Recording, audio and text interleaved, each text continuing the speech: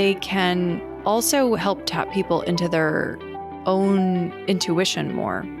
And there's nothing more powerful than a scientist who is tapped into their intuition.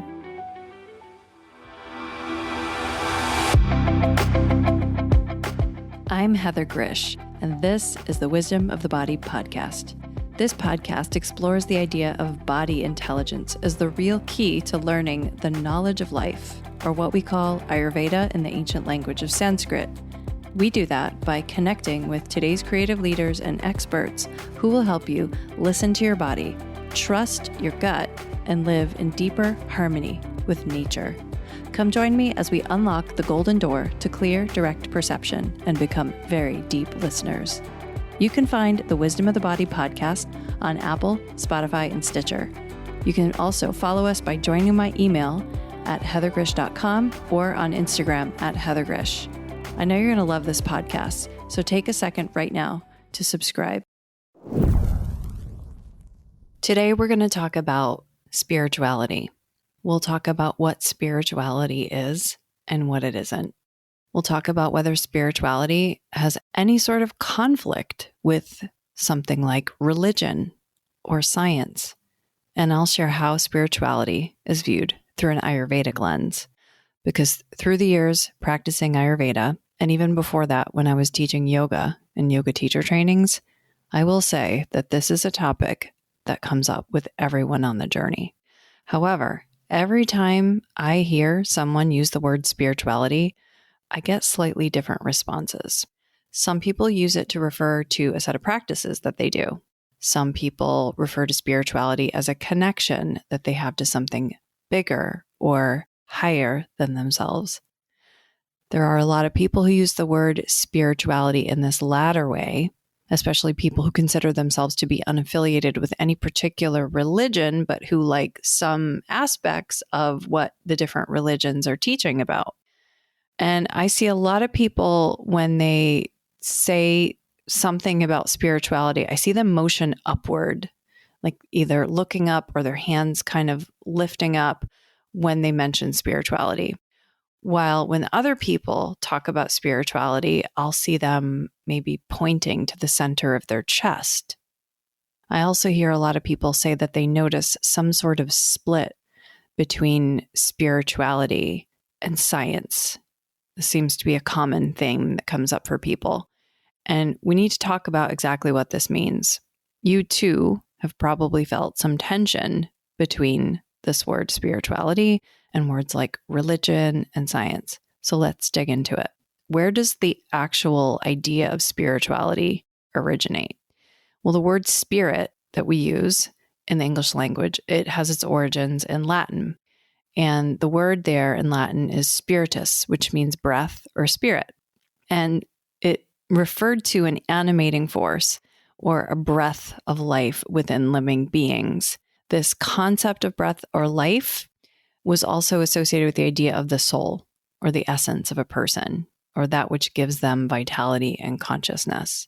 And what happened was over time, this meaning of spirit evolved and expanded to encompass a whole bunch of other concepts, broader concepts related to the soul or somebody's inner essence, other aspects of existence. And it became associated with notions of immateriality or energy and vitality, or even the unseen forces that animate and influence the world.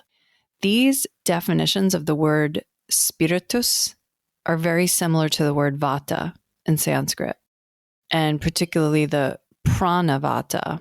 So a lot of people hear of prana. Well, prana is a type of dosha in Ayurveda, and vata, in the context of Ayurveda, the definition means that which moves. And so prana is one type of an energy that moves. The word spirit has been adopted and it's been, adapted in various languages and cultures throughout history. And frankly, I don't know what came first, spiritus or vata. I'm going to guess it was vata, but not sure about that. And so when a word travels across different country borders and cultures, its definition often sort of the meaning of it sort of gets tweaked a little bit, much like what has happened with Sanskrit. When we try to understand Sanskrit, sometimes we really, really, really change the meaning of a word when it starts to get used in a different language, in a different culture. So today, though, this word spirit will continue to be used in a lot of different contexts. It will be used in religious and philosophical discourse, and it often conveys concepts related to the divine or consciousness, and also those transcendent aspects of human experience. So spirituality, someone possessing or the idea of having spirit, how is it different than religion? And I can say that this definitely has come up a lot for me. I hear about it a lot in conversations I have with my clients. They're often used interchangeably, but they refer to distinct concepts that have some overlapping characteristics.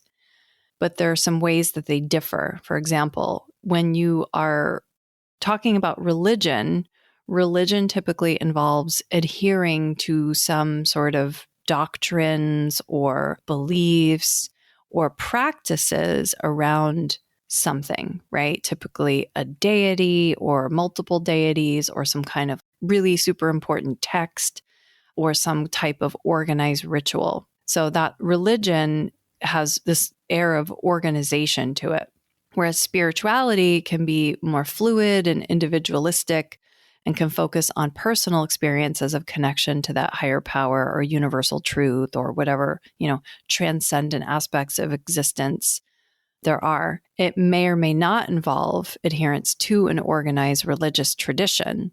So you can be a spiritual person without being religious. You could arguably also be religious without being spiritual. Like if you're really, following a dogma and going through the motions, or just going through the motions on something rather than actually feeling it or being inspired by it. So I find that people who call themselves spiritual and talk about deities, for example, that they'll talk about them more in terms of a metaphor rather than some literal thing that they believe in. It's a nuance, but it's different. And another way that it might be different, the use of the word religion versus the use of the word spirituality is, again, I mentioned earlier, dogma and doctrine and structure. So a lot of people who are religious, religion will involve organized institution, maybe a church or a mosque or a temple or synagogue. And there's different structures within that, certain people who have certain roles within that, formalized rituals. But have you ever heard somebody say, so-and-so does that religiously, or I follow this religiously, or I do this religiously? And they may not be talking about a quote unquote religion when they talk about it. It means that the person's very regular about something, or they're very passionate about something. Some people will say that they religiously follow a sports team, or a certain brand perhaps, or, when people wait for the latest iPhone and they line up outside of Apple, it's not that different actually. So they're waiting for that next product to come out. It's possible that religion is nothing more than spiritual people who are following the same rituals together with some sort of routine and structure. And that may be the only difference. It's a big difference, but spirituality tends to be more personal, flexible. You can explore your beliefs and practices in your own way, and you don't need to necessarily be involved in some sort of formal religious institution to be able to do that. And spirituality may also involve a little more questioning or exploration with less focus on like books and things like that. Although you can be just as focused on books if you're not a religious person. And religion often comes with some sort of community or fellowship, right? So people will join some sort of congregation, or there'll be some sort of festival or some sort of shared ritual. Whereas spirituality can be like that as well, where you can seek connection and community with like-minded individuals, but it may not necessarily require any formal declaration or affiliation with something specific. So spirituality can be universal. It can transcend culture, especially when you're talking about certain spiritual traditions that have to do more with nature, because deities are very specific to a cultural context, whereas religions that are about nature and spiritual ideas that are about nature tend to transcend the borders of lands and culture because, well, everybody lives on the earth, at least right now. So the religion will typically get shaped by the local culture, by even history, and spirituality is oftentimes changing more than religion. But they're both important, and they're just kind of different angles saying the same thing. And I don't think there needs to be a lot of tension around that. I think a lot of the tension that comes up is because somebody had a specific religion that they were raised in and they had a negative experience with it for some reason, or have negative feelings about it for some reason. That organized religion that they were involved in, maybe the people in that religion or some belief that was taught that didn't sit right with them. And so a lot of people want a sense of spirituality, but they don't want to get involved with these flawed human systems that have sprung up around spiritual practices and turned into religions. So it's, yeah, people really want to have the experience of being a spiritual being and being inspired by certain topics. But at the same time, they may have a bad taste in their mouth about some other organized religion. And so I find a lot of people who are doing this really just, there's a reason they don't like organized religion. And, you know, rightfully so, it creates a lot of problems in the world, but it also creates a lot of beauty and structure and, you know, kind of, I think they're in essence like their own little healing bubbles. And the challenge with them is when people get too surrendered to them and too deep into belief where they sort of lose their own mind. That's really where we get into problems with religion, or when they abuse their role in a religion, in a hierarchy, when they abuse that power in some way. But this tension between this word spirituality also comes up with science. And then science and religion have their own tensions, right? But spirituality and science also has this tension. So since we're focusing on spirituality today, we'll stick with that. And a lot of people say that science has been cut off from spirituality. And when people say that, they're often talking about how they perceive the field of science or somebody or scientists that they know or how science is practiced today or something like that.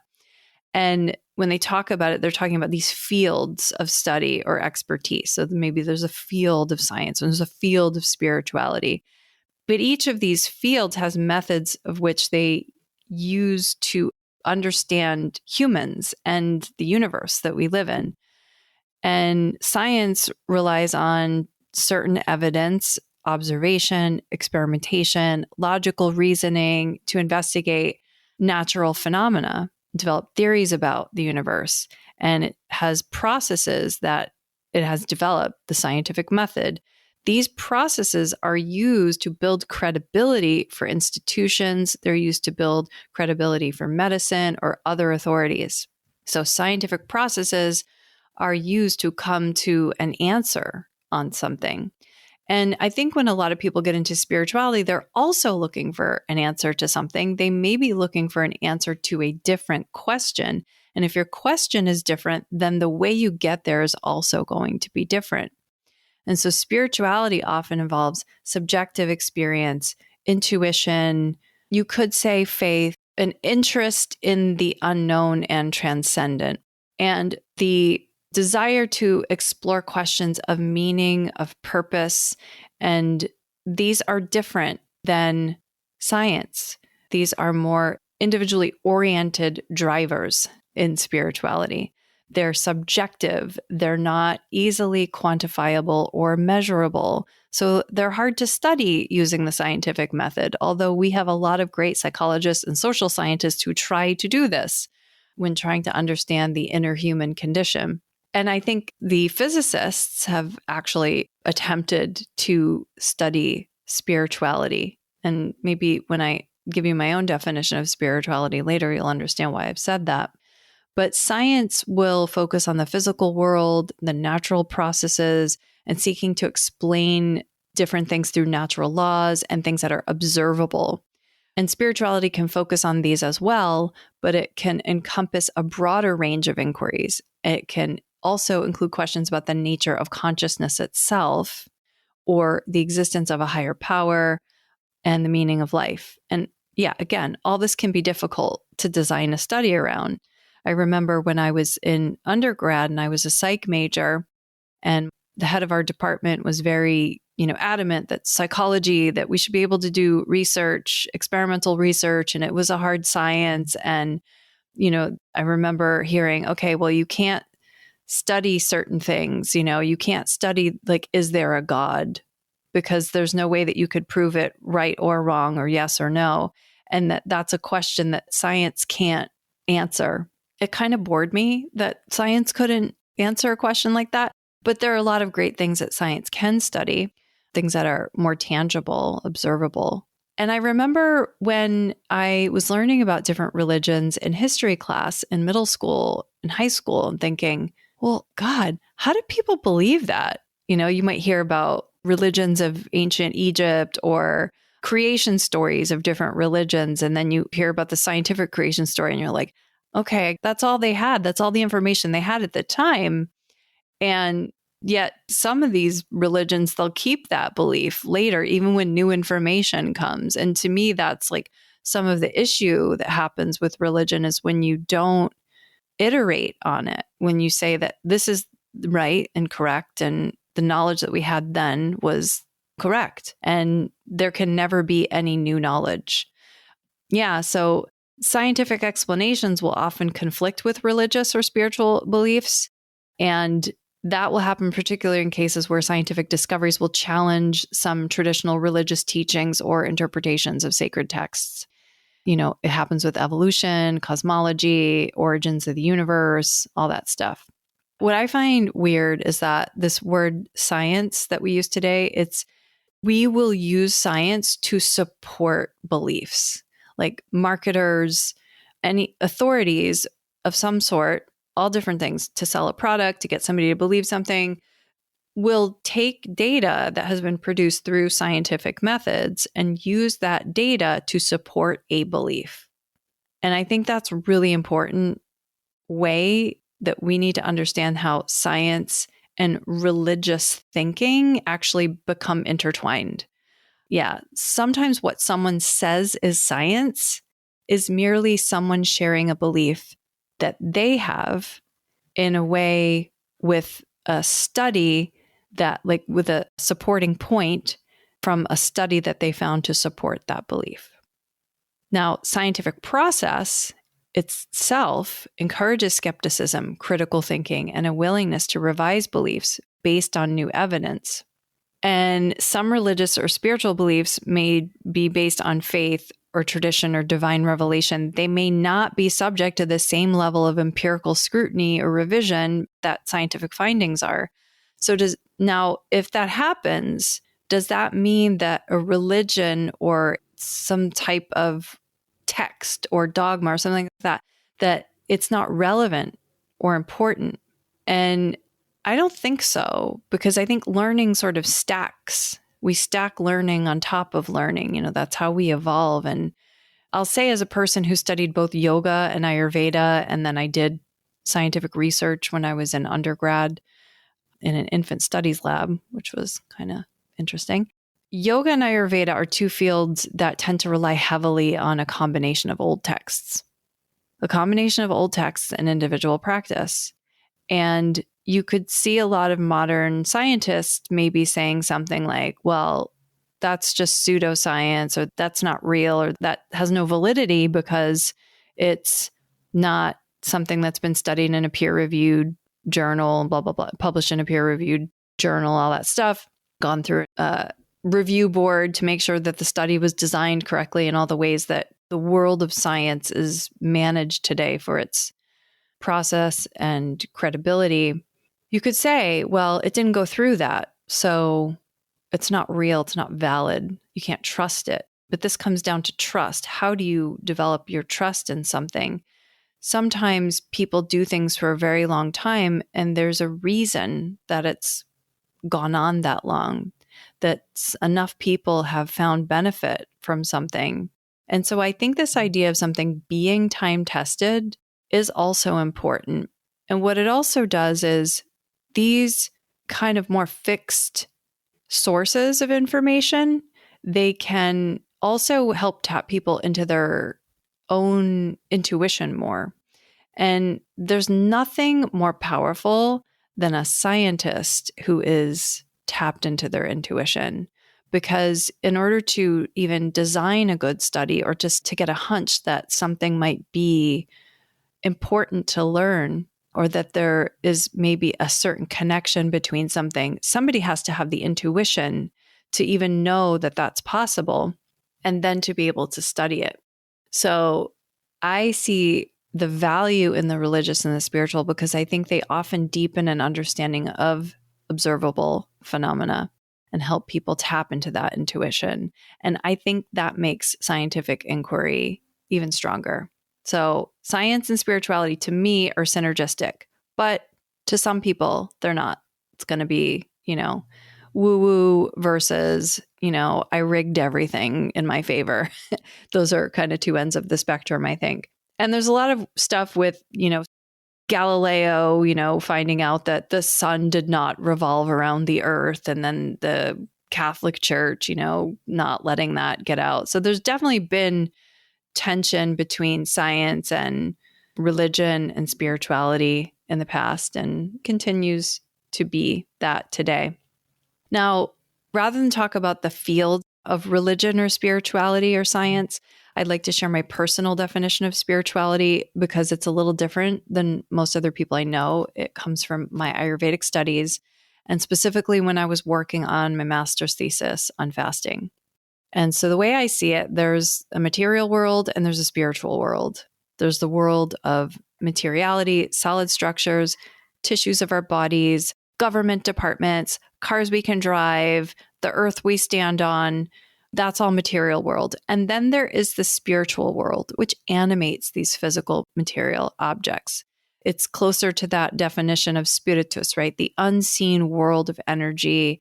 To me, that is the spiritual world. It's sort of like we talk about in Ayurveda, vata is wind, sort of a metaphor with wind. You see a tree move outside, but you cannot see the wind that's blowing it. But you can infer that it's there because you see the tree moving. What is moving the tree? So this unseen world of energy, the spiritual world, it's always available in the ether. It is always there. It's just a matter of whether it's being channeled through us in some way. And when our physical bodies are no longer, the spiritual does not change. It's just our ability to hold the spiritual that does. Unfortunately for us creatures with bodies, it's our sense organs, our physical channels of our bodies that allow us to hold the spiritual, allow us to remember, allow us to experience. And when these physical structures no longer bring in the spiritual, then we die. The body goes away and the physical structures break down and they go back into the earth. Now, you can play with your relationship with spirituality through practices like pranayama, which means energy practice, but a lot of people translate that word pranayama into this translation of breath work, but it actually means energy practice. It's broader than just breath. And my favorite way to play with my relationship with spirituality is through fasting. And like I said, I did my master's thesis on this, so I spend a lot of time, diving into this topic of materiality and spirituality. And fasting changes the physical structure of our body, the density. It can clear us out. And when the density of our physical body changes, or the spaces within our body change shape or size, our relationship with the spiritual realm changes too. So you may have heard people talk about, like at Halloween, there's they say it's the time of the year where the veils are the thinnest. Well, what is the veil? The veil is, in the spiritual world, the veil is the body, because it's that what limits you to your experience of having an individual self. That is the veil, when really the spiritual is so much broader and so much more encompassing. So taking care of your body, taking care to make sure that your tissues are in proper condition is very important to have the balanced relationship with spirituality, because spirituality can take you off the deep end. It can make you manic. It can make you crazy, and on the other side, if there is none, you can really be lifeless. So I encourage you to continue exploring the profound connection between spirituality and the body in your own practice. And remember that your body is not separate from your spiritual journey. Science is not separate from spirituality. Religion is not separate from spirituality. These things are all interconnected. They're all integral parts of being human. And by honoring and nurturing your body, you cultivate a deeper connection to your spiritual essence. You can embrace the fullness of your divine nature. You don't have to limit yourself to believing that one way is better than another. They're all important parts of being human that are synergistic. So thank you for joining me on this exploration of the topic of spirituality today. If you are embarking on a fertility journey and are ready to have your mind blown about what your body is really capable of and how it's impacted by the environment, then check out my book, The Ayurvedic Guide to Fertility. You can actually download the introduction to the book for free on my website at heathergrzych.com. That's Heather, GRZYCH.com. Read the intro for free and then buy the rest of this fertility enlightening book pretty much anywhere books are sold. I get so excited. I get this kind of goosebump feeling when I get a booking from a new client that I haven't met yet. And I get so excited because I know that somebody has made a decision to go really, really, really deep into their healing. Because I know that Ayurveda is not a quote unquote normal thing that many people have access to, at least not in the United States where I live. So I know that when someone books with me, that they've really made a decision that they want to go deep into their healing. And so you could do that on my website at heathergrzych.com. That's Heather, GRZYCH.com. You can book me for either a Ayurvedic consultation if you're ready to dive in, or you can also book me for a 15-minute connection call if you're not sure where to go yet. I do have a couple offerings that are not on my website, and we could talk about that. So I look forward to meeting you. Thank you for tuning in and dropping in with us today. Don't forget to subscribe, rate, and review this podcast. I really want to hear your feedback. To learn more about my work, visit heathergrzych.com. That's Heather, GRZYCH.com. And meet me here next time on The Wisdom of the Body.